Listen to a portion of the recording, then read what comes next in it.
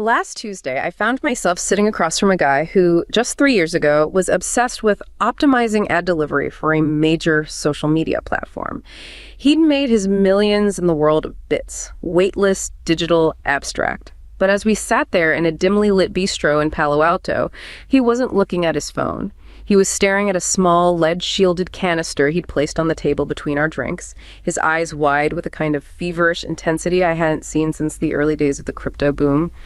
"The era of the app is dead," he whispered, leaning in so close I could smell the espresso on his breath. He started talking about small modular reactors and thermodynamic sovereignty with the same casualness someone might use to describe a new workout routine. He wasn't interested in connecting the world anymore. He wanted to power it with the fury of 1,000 suns. He looked at that canister, a prototype for a new cooling component, like it was a holy relic. To him, the bottleneck to the future wasn't a lack of code, but a brutal shortage of joules. But then I brought up the word safety. I mentioned the latest white paper from an AI ethics committee and the FDA's new guidelines on gene editing. The change was instantaneous. The giddy excitement vanished, replaced by a cold, almost predatory look of disdain. He didn't offer a counter-argument or cite a study. He just leaned back, gestured toward the window where the Silicon Valley skyline was visible, and dropped a line that felt like a manifesto.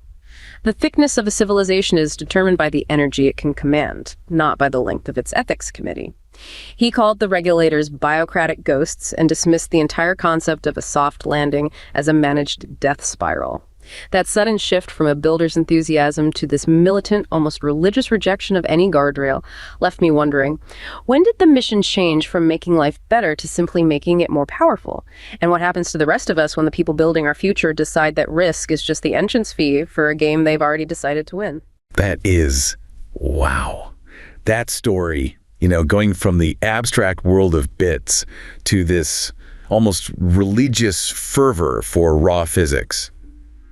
It perfectly sets the stage for our deep dive today. It felt like a mask dropped. It really did. What you encountered is a pure distillation of this radical accelerationist worldview. And it's all centered on what they're calling atomic sovereignty. Atomic sovereignty. And our mission for this deep dive is to really systematically unpack the source material here. We need to understand the specific technical frontiers where this push for speed, this urgency is actively trying to override traditional safety, governance, and all the regulatory structures we've built. So the argument we're going to unpack is that this isn't just some abstract philosophical stance. It's an operational shift, and it's being driven by what they see as a kind of necessity. It's absolutely both. I mean, the domains it covers boil down to the most fundamental elements you would need for the next stage of civilization. We're talking about energy, compute, and biology. The big three. The big three. And in each of these areas, from how we generate power to how we create intelligence, and even how long we live, we're seeing this deliberate attempt to either bypass or just outright dismantle what they call managed deceleration protocols. Managed deceleration protocols, that's a mouthful. So that's their term for what? Safety regulation. Essentially, yes. Anything imposed by those biocratic ghosts you mentioned, it's a complete pursuit of sovereignty, seeking total control over the physical and the informational substrate of our entire existence. Okay, let's start with energy then. It feels like the foundational pillar because that's where the raw physics of reality seem to be crashing into the elegance of software. Yes. This core thesis that the era of the app is dead. It suggests that the real bottleneck to reaching some kind of societal singularity isn't a better algorithm or more clever coding. It's the brutal, unforgiving physics of thermodynamic efficiency. That's exactly it. Are the sources really arguing that the limiting factor for our entire civilization's ascent is just the number of joules we can harness per second? Absolutely. The argument is that simple. Complexity requires energy. It's a fundamental law of physics. You cannot build the future. You can't build more complex systems without massive, and I mean massive, energy input. So from this accelerationist perspective, the goal isn't what we normally talk about, like sustainability. No, they dismiss sustainability. Yeah. They see it as just maintaining the status quo on life support. The real objective for them is achieving superabundance. Superabundance. Right. And they believe that any policy, any regulatory framework that doesn't prioritize radical energy flux, that doesn't maximize the rate at which we can command useful energy, is fundamentally a managed deceleration protocol. It's a path to mediocrity. That's a That is a provocative stance. I mean, the immediate counterargument is that sustainability is what prevents catastrophic environmental collapse, which you'd think is a prerequisite for any kind of future. Of course, and that's the mainstream view. But if you look at the immediate technical need, the sheer demand driven by technology right now is forcing the issue, regardless of anyone's philosophy. You're talking about data centers. I'm talking about the data center explosion. It's being driven by the absolutely insatiable appetite of AI models, of cloud computing, all of our digital services. These facilities, they're demanding power in the multi-gigawatt range. And that need is just growing. It's expanding exponentially. It's growing far, far faster than our aging public utility grids were ever designed to handle, let alone expand. And what these cloud providers, these tech giants need, it's something that intermittent sources like wind and solar, for all their benefits, simply can't guarantee. Exactly. You hit the nail on the head. These tech sovereigns, your Googles, your Microsofts, the Amazons of the world, they need continuous, stable, 247 baseload power.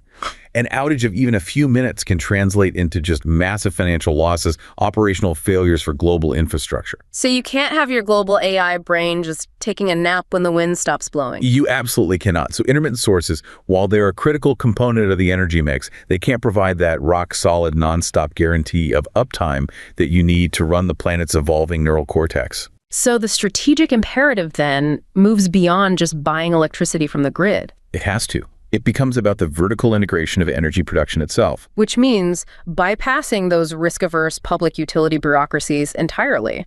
And this is where that idea you mentioned, the private nuclear data center symbiosis, this private fusion-fission complex, it becomes a strategic necessity, not just some extravagant preference. And we're already seeing the commercial blueprints for this taking shape. It's not theoretical. We have tangible examples like Talon Energy's Cumulus Data Campus in Pennsylvania. Right. It's directly co-located and tied into the continuous 2.5 gigawatt baseload power provided by the Susquehanna nuclear plant. This relationship is proving that pairing massive data center campuses with nuclear baseload is not just feasible, it's operational superior. But the real push for sovereignty, the atomic sovereignty, requires taking it one step further.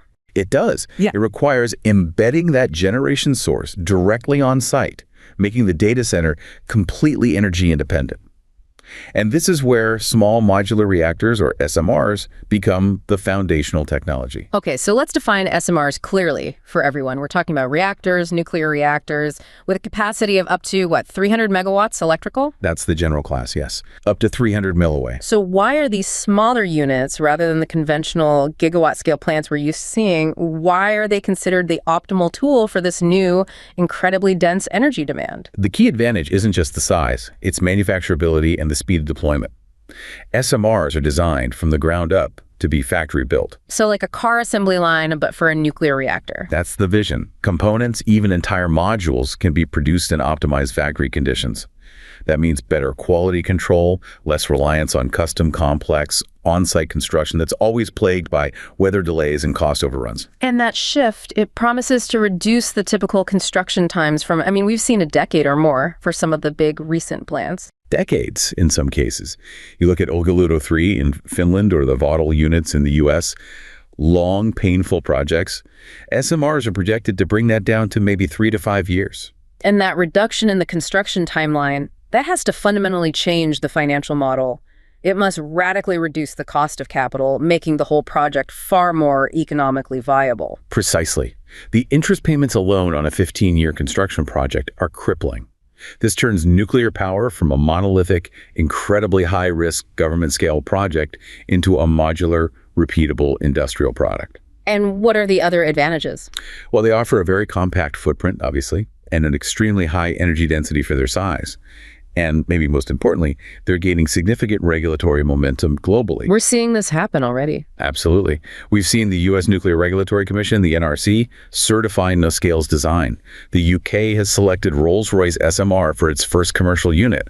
This isn't science fiction anymore. This is deployable, scalable infrastructure that we could see coming online within this decade. Mm-hmm. And this whole movement toward energy sovereignty, even if it's being driven by corporate necessity, it has these profound local consequences. It illustrates the stark difference between private action and what happens when public services start to fail. This is exactly where the philosophical push meets the ground reality, and it's where the sources really highlight the local benefit of this kind of private sovereignty. The story of Elias and the Rust Belt is just a perfect illustration of this. For years, his town, a repurposed steel town, suffered under this ancient electrical grid. It would brown out every time there was a heat wave or a big storm rolled through. A familiar story for a lot of places. Literally. But then a private consortium, driven by this need for continuous, uninterrupted power, finished installing a small modular reactor. The locals call it the pocket sun. The pocket sun. I like that. Yeah, and it's there to power a massive embedded AI data center right on the edge of town. So now, while the public utility lines still sag and flicker, that data center just glows with this continuous humming heartbeat of 400 megawatts. And Elias, who used to fix the Old Town steam pipes, he now monitors the cooling loops of the SMR. And he told a local journalist that for the first time in decades, his kids aren't looking for a way out of town. They're looking for a way into the tech academy that the consortium built right next door. You know, that single anecdote encapsulates the entire accelerationist argument for atomic sovereignty better than any white paper could. When the old world, the decaying public infrastructure, when it fails, the new technology, even if it's deployed purely by private enterprise for its own needs, it provides stability. It provides hope. Yeah. For Elias, that SMR is a material reality. It's a 400 megawatt heartbeat that ensures his community doesn't freeze in the winter or just collapse economically. The direct conversion of energy density into local stability. It's powerful. So if the pocket sun is working, what's inside it that makes it so different from the old coal plant that failed Elias's town? This whole movement isn't just about using existing reactor designs, right? The ambition extends to more exotic, advanced concepts. That's right. Let's do a deep dive on one of them, the strategic partnership between Google and Kairos Power to develop the KPFHR. That's the Kairos Power Fluoride Slide High Temperature Reactor. Okay, yeah. The KPFHR is a radical departure from the standard pressurized water reactors, or PWRs, that make up the vast majority of the global nuclear fleet. And Google's goal here is what exactly? Their goal is to use what are called power purchase agreements, or PPAs, to secure long-term carbon-neutral electricity for their data centers. They're aiming for the first of these reactors to be installed and operational by 2030. So let's break down the technical differences, and let's focus on the function, not just reciting every single number. What makes the fuel and the cooling system in this thing so revolutionary compared to a standard PWR? Okay, so let's start with the fuel. In a standard PWR, you use solid uranium dioxide fuel pellets stacked in long rods, and the uranium is enriched to maybe 5%. In a molten salt reactor concept, like the KPFHR, they use something totally different called TRISO fuel. TRISO, what does that stand for? It stands for tristructural isotropic fuel. The easiest way to think of it is as tiny spherical uranium particles, like grains of sand. Each one is encased in multiple layers of ceramic coatings. Okay. These coatings act as a miniature pressure vessel for all the fission products, trapping them inside. These tiny fuel particles are then mixed into larger graphite spheres, or pebbles. And the enrichment level is different, too. Much different. The uranium enrichment here is much higher, pushing near 20%. So it's far more potent than current commercial fuels. And then the cooling system is the other major distinction. Instead of high-pressure water, we're talking about molten salt. Correct. Standard PWRs rely on water kept under immense pressure to keep it from boiling. That high pressure is what requires those massive steel-reinforced concrete containment buildings. Right. The KPFHR uses a molten salt, specifically a mix called FLIBE, that's fluoride lithium beryllium salt. This molten salt flows around in between the TRISO fuel pebbles, carrying the heat away. And because it's salt, it has a really high boiling point. Extremely high. So the reactors can operate at very high temperatures, but at very low pressure, just slightly above atmospheric pressure. That's the old cooking oil versus water analogy, right? Cooking oil can get much, much hotter than boiling water, but you don't need a heavy pressurized lid to keep it contained. That's a perfect analogy. And that high heat translates directly into efficiency. How so? Well, the low pressure simplifies the entire design of the plant significantly. But it's the high temperature, we're talking up to 650 degrees Celsius at the outlet, that really matters for power generation. That high thermal energy allows the KPFHR to achieve far higher efficiencies. What kind of numbers are we talking about? Potentially 45 to 48% efficiency compared to the 33 to 37% that's typical for the older pressurized water reactors. And they use that heat to warm a secondary circuit, which often uses a different molten salt, a nitrate salt, which is the same technology used in some solar thermal plants. Which gives them flexibility, I imagine. Huge flexibility. Gives them the potential for thermal storage so they can ramp power up and down. I also read that there's a unique safety and logistical advantage related to how they handle the fuel in these molten salt designs. Yes, the continuous fueling capability is a massive deal.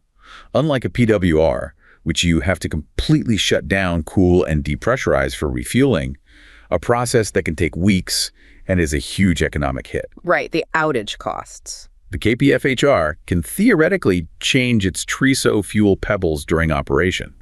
They can be continuously removed from the bottom and new ones added to the top, like a gumball machine. So it never has to shut down for refueling? That's the idea. And this is inherently safer too, because it means the reactor runs with a much smaller inventory of fissile material at any given moment. You don't need a huge excess of reactivity at startup.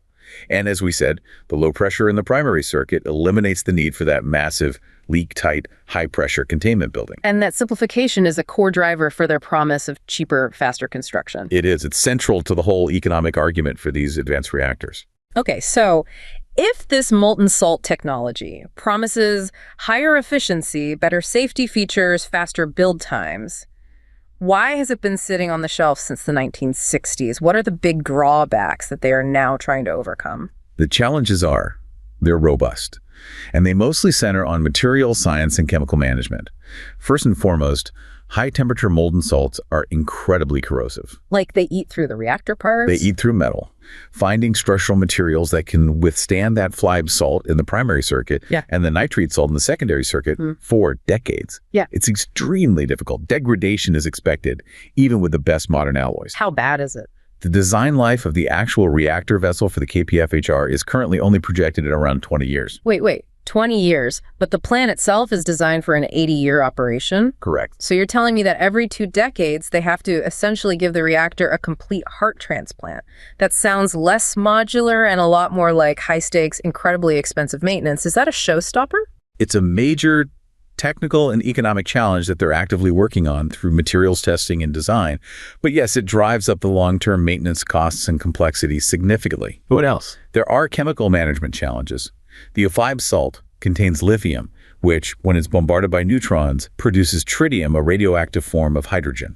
It's very mobile and poses an environmental challenge that needs complex management systems to contain. And the beryllium in 5-Lib is toxic too. Highly toxic, yes. So the operational experience for managing the complex chemistry of a molten salt facility is just extremely limited compared to the decades we have with water-cooled systems. And what about the back end of the cycle, the spent fuel? The waste management is fundamentally different. While the high enrichment and high burnup means there's less spent fuel mass per unit of electricity produced compared to PWRs, there's currently no established commercial technology to reprocess TRISO fuel. So all of these drawbacks require massive investment in time, money, and a ton of licensing work. A ton of it, which is exactly what Kairos Power is pursuing right now through its test facilities. The technological ambition is enormous, but the real-world obstacles are equally substantial. This intense push for joules, for all this energy, it brings us back to the philosophical grounding for all of this. The Kardashev scale. Right. The accelerationist viewpoint explicitly links this pursuit of energy density to something they call a civilization grade, arguing that this is the ultimate metric of progress. That's right. For them, a civilization grade isn't measured by, democratic stability or cultural output. It's measured by and proportional to the integral of energy flux density over time. The amount of energy a civilization can command is the definition of the thickness of a civilization. And that provides a clear, measurable goal that, I guess it justifies the massive capital and political risk they're undertaking. That's the idea. It gives them a cosmic scoreboard to aim for. But if we step back for a second, the Kardashev scale itself faces some pretty significant academic critique, doesn't it? It feels like an idea that's optimized purely for maximizing energy production, regardless of the consequences or waste. That critique is very common, especially among astrophysicists. Nikolai Kardashev's original definition, harnessing the entire energy output of your host planet, then your star, then your galaxy, It's criticized for being too crude. It's based on impossible or highly inefficient assumptions. Like the Dyson swarm. Like the Dyson swarm. Yeah. To fully capture a star's output, a civilization would need some kind of massive structure like that, which would generate incredible amounts of waste heat. And critics argue that a truly advanced civilization will probably prioritize computational output and utility per unit of energy. Efficiency might matter far more than raw consumption. So if a civilization becomes incredibly efficient, it might not need to consume 10 to the 17th watts, which is the type I minimum. They might achieve a type I output with much less energy waste. Precisely. The scale is based on a sample size of one Earth.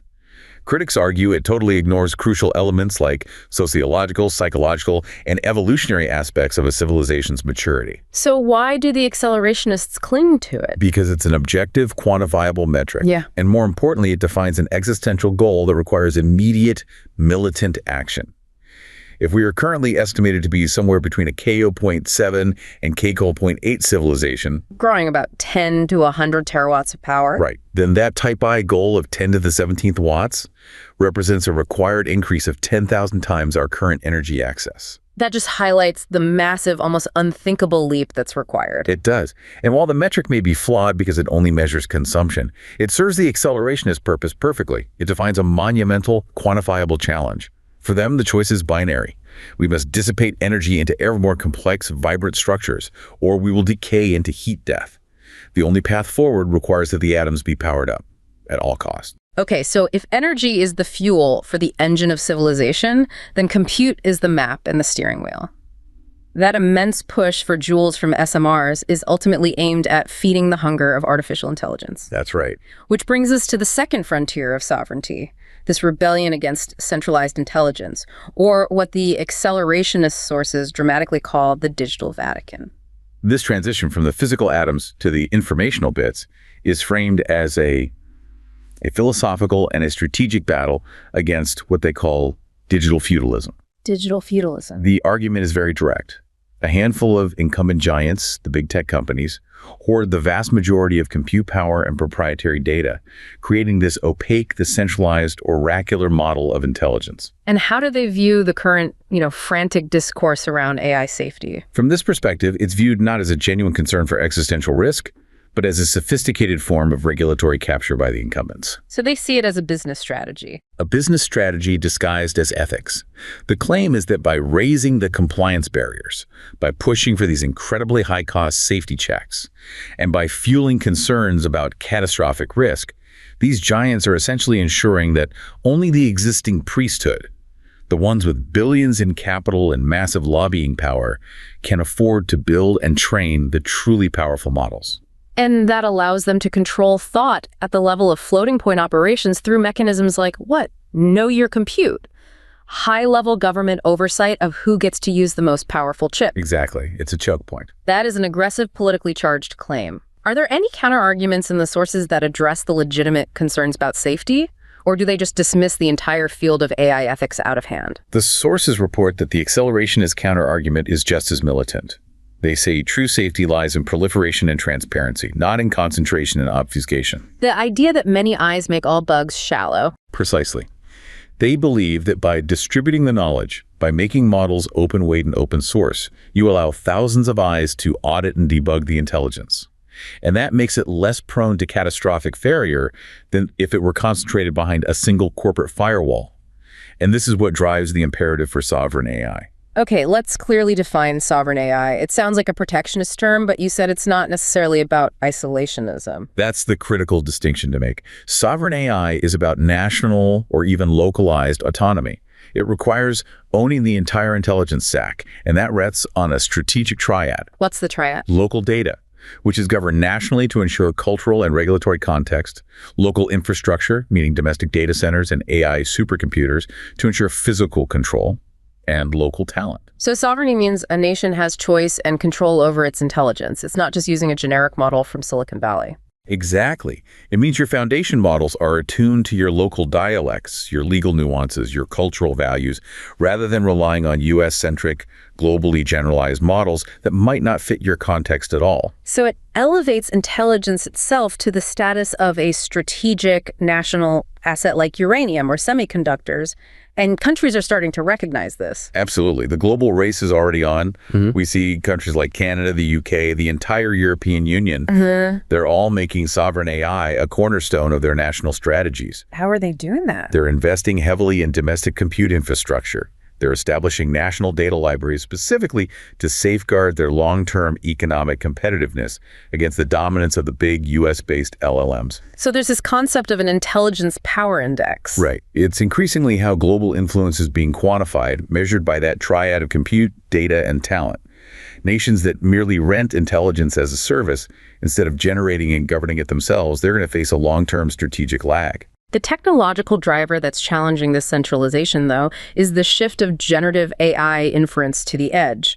The report claims that the moat of scale is evaporating. How is this technical parity actually being achieved? It's a combination of two things: more efficient models and more specialized hardware. In the past, only the giants could train these massive billion-parameter models.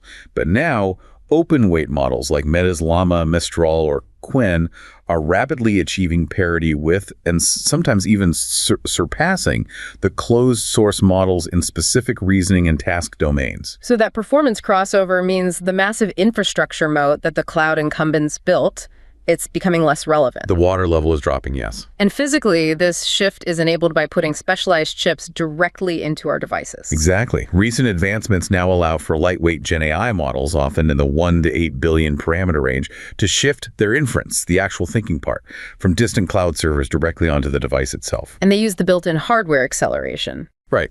The combination of the CPU, the GPU, and especially the new specialized neural processing units, or NPUs, that you find in modern hardware like Intel's Core Ultra processors. This hardware-based solution is what democratizes access away from those centralized cloud-native solutions. It makes intelligence local. Let's focus on the benefits of moving Gen AI to the edge, because they seem to directly address those centralization fears. The first one is total cost of ownership, or TCO. Edge deployment offers huge TCO advantages, especially for large enterprises. Once you've purchased and deployed the local hardware, that's a sunk cost, you can run these open source models offline indefinitely. And that eliminates the recurring API token costs and subscription fees to the cloud providers. Completely. Instead of paying per query to the Digital Vatican, you leverage your existing capital expenditure. It allows enterprises to optimize how they distribute their workloads in a really cost-effective hybrid approach. Then there's the crucial factor of accessibility and inclusion, especially for people outside of highly developed regions. This is a major societal benefit, and it's often overlooked. On-device Gen AI requires no internet to function. Which is huge. It's huge. Think about the global impact. UNICEF estimates that nearly 1 billion children face unreliable internet access, and they're also facing a severe shortage of qualified teachers. Low-cost, offline access to Gen AI-powered educational tools could bridge that massive gap. You could have a tool that contextualizes a student's needs and provides tailored responses in seconds. All while preserving the student's privacy, because the data never has to leave the device. And full offline functionality is also indispensable in crisis response, disaster relief, or remote healthcare settings where infrastructure is unreliable or has been destroyed. And finally, there's the issue of performance and privacy, which you're saying are intrinsically linked in this sovereign architecture. They're completely intertwined. Cloud-based systems are always affected by network bandwidth, latency, and the load on the remote servers. But local edge processing reduces that latency down to just milliseconds. And that's critical for what they call agentic decision-making. It's absolutely critical. You need a response under 100 milliseconds, often, to enable near-instantaneous intelligence for tasks like autonomous classification or immediate system alerts. But you can't wait for a round trip to a server farm in another state. And the privacy front? On the privacy front, this architecture ensures that sensitive data can adhere to really stringent regulations like GDPR or HIPAA, precisely because the data remains local on the device or on the company's own premises. Organizations gain much more control, and they sidestep the legal and security risks of cloud-based data transfer and potential breaches. This decentralized reality is clearly creating new forms of autonomy for developers. It's forcing a direct confrontation with the Digital Vatican model's tendency toward overfiltering and centralization. And this brings us to another perfect illustration of compute sovereignty in practice. A real-world example. I came across a series of posts from a developer who uses the handle Orchid. She lives in one of these hyper-dense tech hubs, and she found that the major commercial AI models, the ones controlled by the big corporate giants, they become so filtered and so safe. So neutered. Yeah, that they refused to help her debug specific low-level networking code she needed for decentralized mesh networks in her community. They kept citing vague security protocols. Right. The computer says no. Exactly. Yeah. So, frustrated by this censorship moat, Orchid decided she needed true autonomy. She spent her savings on a high-performance edge computing rig, a true sovereign node, and loaded it with an open-source model that has no corporate guardrails. So she built her own AI. She built her own AI, and she now uses it to help her neighborhood optimize and maintain their independent, decentralized water filtration systems. She described the feeling of running that first local query as, and this is a quote, finally hearing a voice that wasn't reading from a script for the first time. That is the material reality of compute sovereignty. When centralized models impose this heavy censorship moat or these restrictive guardrails that are designed for global one-size-fits-all consumption, they inevitably fail to serve local, specific, and often non-commercial needs. Like maintaining a decentralized water system or debugging highly technical niche code? Exactly. Orchid's investment in a sovereign node and an open-source model, whether it's Llama or Phi or Quinn, it's a technical declaration of independence. She's pushing back against the idea that she needs permission from some distant, risk-averse boardroom to solve vital local problems. And this is where that accelerationist claim that code is speech becomes a tangible, material reality. It really is. It's fascinating how the need for physical power from the SMRs links directly to the desire for informational power with sovereign AI. It all points toward maximizing personal and systemic autonomy. And this desire for maximum autonomy, this rejection of any external control, it finds its ultimate expression in the most personal domain of all, the body itself. Which brings us to the third frontier of sovereignty, the outright militant rejection of aging and death. The Accelerationist report frames death not as some great mystery, but as a system bug, a bug caused by informational corruption and energetic decline. That is a stark, pure engineering perspective. It's pure engineering philosophy. They reject biological fatalism entirely. From this viewpoint, the human body is just legacy code running on increasingly inefficient, error-prone hardware. So the project of radical life extension becomes a maintenance and optimization task? Exactly. Cellular error correction, genetic garbage collection, reprogramming the biological substrate itself, rather than just treating the symptoms of age like we do now. And in this worldview, the regulatory bodies, specifically institutions like the FDA, are viewed as the ultimate biological blockade against this necessary engineering. The argument that their institutional inertia and the precautionary principle actually guarantee our obsolescence, that's incredibly harsh. It is deliberately framed that way. They call the cost of delayed drug and therapy approvals a slow-motion mass casualty event. They literally calculate the millions of life years they believe are lost due to bureaucratic stagnation. And this rhetorical framing is designed to justify what they see as extreme measures to achieve longevity escape velocity. Which is the point where medical technology is advancing faster than the remaining time you have to live. The goal is to stay one step ahead of the Reaper. But the scientific progress that's underpinning this defiance is real, regardless of the philosophical aggression.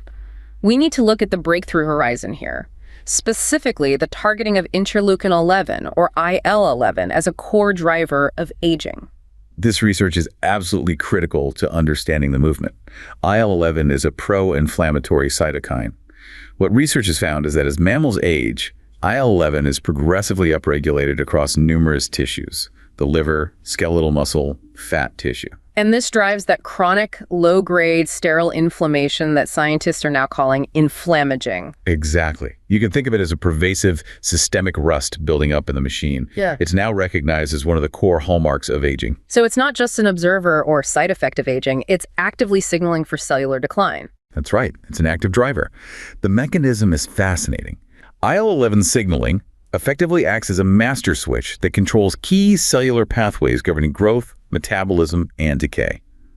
Specifically, it regulates the axis that drives cellular pathology, mitochondrial dysfunction, and the activation of senescence markers. The signals that tell a cell to stop dividing and become a sort of zombie cell. Those are the ones. So by inhibiting IL-11, you are essentially switching off the chronic rust-inducing signal that's spreading throughout the body.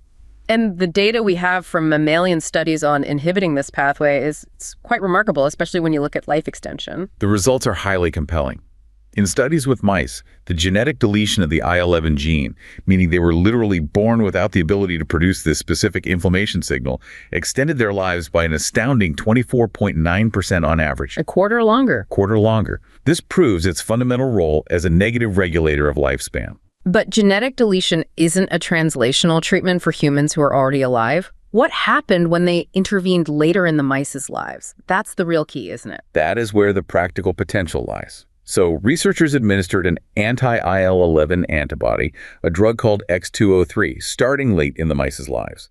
They began treating them at 75 weeks old. Which is biologically equivalent to a human in their mid-50s. Roughly, yes.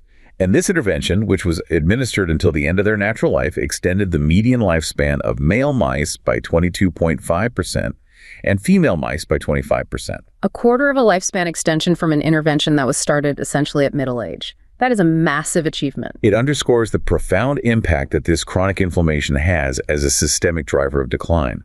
And beyond the raw lifespan numbers, the health span benefits were tangible and relatable. What did they see? The treated mice showed significant improvements in their frailty scores. That means better tremor control, reduced loss of fur color, improvement in gait disorders. They maintained a more youthful body composition. They preserved their lean muscle mass while decreasing fat mass. And their metabolic health. They exhibited much better metabolic health. They had improved glucose and insulin tolerance profiles that were similar to young, healthy, wild-type mice. And what about the big killers? Did it affect cancer incidence, for instance? The end-of-life data was very telling. Mortality in old mice is often linked to cancer, and the inhibition of IL-11 significantly reduced the incidence of these age-related cancers. The study showed that in the genetic deletion group, cancer occurrence was drastically lower compared to the control group. So it's just generic anti-aging benefits at the whole organism level. Exactly. Mitigating those deterministic features of aging-like frailty and sarcopenia that are common across all vertebrates, including us. This research seems to have high translatability, especially since anti-IL-11 therapy has a reassuring safety profile. It's already in early-stage clinical trials for fibro-inflammatory diseases. But again, the accelerationist mindset argues this progress isn't fast enough, hence the desire to bypass bureaucratic delays entirely. Which leads to the dramatic personal assertion of biological sovereignty. All right. We hear the story of this researcher, Dr. Aris. He's working in a small, independent lab operating in a special economic zone outside the traditional jurisdiction of the FDA. So he's in a legal gray area. A very gray area. Aris is 74, and his hands have started to shake, a personal, undeniable sign of biological decline that he just refuses to accept. He's been experimenting with IL-11 inhibitors and in vivo CRISPR therapies treatments that have been stalled in what he calls bureaucratic purgatory for years. And he's not waiting for approval. Not at all. Last month, in what he called the ultimate act of defiance, he became patient zero for his own treatment. He posted a video online showing his grip strength returning, his skin thickening, the cognitive fog in his eyes clearing up. He framed this self-experimentation as achieving longevity escape velocity, running faster than the Reaper, outside the confines of a system he views as fundamentally hostile to speed. Dr. Aris's narrative is the ultimate moral calculus for the accelerationist. He embodies that rejection of biological fatalism and the institutional inertia of regulators.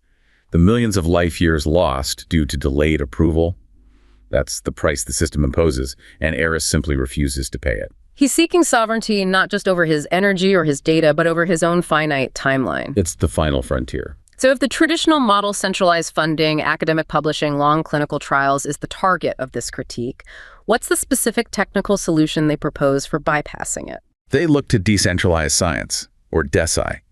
It's about leveraging blockchain technology to fundamentally re-architect how scientific knowledge is financed, validated, and disseminated. And DESI challenges the inherent inefficiencies and biases of the traditional system. Exactly, which they argue leads to stagnation, especially in high-risk, high-reward fields like longevity research, where traditional funders are often too conservative. So how does the specific technology of the blockchain actually enable this bypass? The foundation is the distributed ledger. It ensures secure, decentralized record-keeping and transactions without relying on a central authority like a university or a funding agency. It fuses the principles of the open science movement, transparency, scrutiny, reproducibility, with algorithmic governance, which is primarily enforced through smart contracts. And this is where we get the decentralized autonomous organizations, the DAOs, handling the funding aspect. Precisely. A DAO is a community-based organization that's governed by on-chain voting, completely removing centralized control. In DeSci, these DAOs govern and distribute funds, allowing scientists, funders, and community members to collectively and transparently decide which high-risk projects to promote. And because all the votes and transactions are permanently recorded on the blockchain, there's full transparency. Full transparency on how capital is deployed, which is a stark contrast to the often opaque and committee-driven funding decisions of traditional grants. And what about the publishing side? How do they propose to dismantle the centralized academic journal system and its infamous peer review bottlenecks? DeSci advocates for decentralized publication platforms, which would eliminate paywalls and ensure the immediate, unrestricted availability of new findings. And critically, DeSci proposes to use token-based incentives for peer reviewers. Because reviewers are often unpaid and work slowly under the current system. Exactly. By assigning a token value to the work of peer review, DeSci acknowledges and values that contribution. It creates transparent review mechanisms that can accelerate the entire publication cycle. It facilitates robust data sharing, enhances reproducibility, and lowers the cost for researchers to publish and access knowledge globally. So we're talking about accelerating the entire scientific method right down to the data sharing and validation phase. And clinical trials are next in line for this decentralization effort. Yes. The integration of advanced AI and IoT devices with these DeSci technologies could revolutionize how trials are run.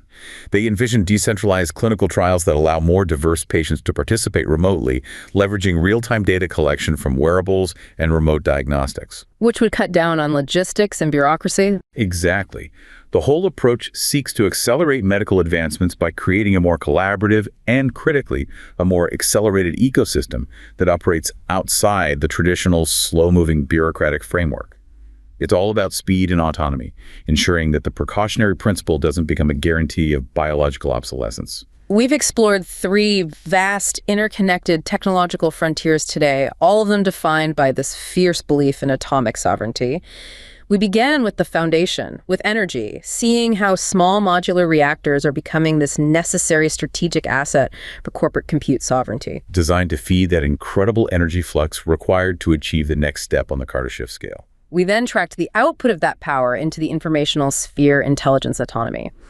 We witnessed the pushback against the digital Vatican model, which is being driven by the proliferation of sovereign AI, open-weight models, and the democratization that's enabled by high-performance edge computing. And finally, we looked inward at biological defiance, where breakthroughs in areas like IL-11 inhibition are proving that aging is, in fact, an engineering problem. This is accelerating the quest for longevity, escape velocity, and leveraging decentralized science to bypass what they perceive as regulatory stagnation. The overarching philosophy that seems to bind all these domains, energy, compute, and biology, is a militant, almost religious rejection of traditional guardrails. It is. The core belief, which is reported across all our sources, is that the established systems, our utility grids, the cloud giants, the regulatory bodies, they're all optimized for risk aversion and for managed decline. They believe that risk is simply the admission price for achieving the next level of reality. For the accelerationists, the choice isn't just about profit or progress, but about an existential directive. Command the atoms, command the bits, and command the biology. In every single domain we discussed, whether it was fission, floating point operations, or cellular signaling, the intent is clear. The atoms are waiting to be powered up.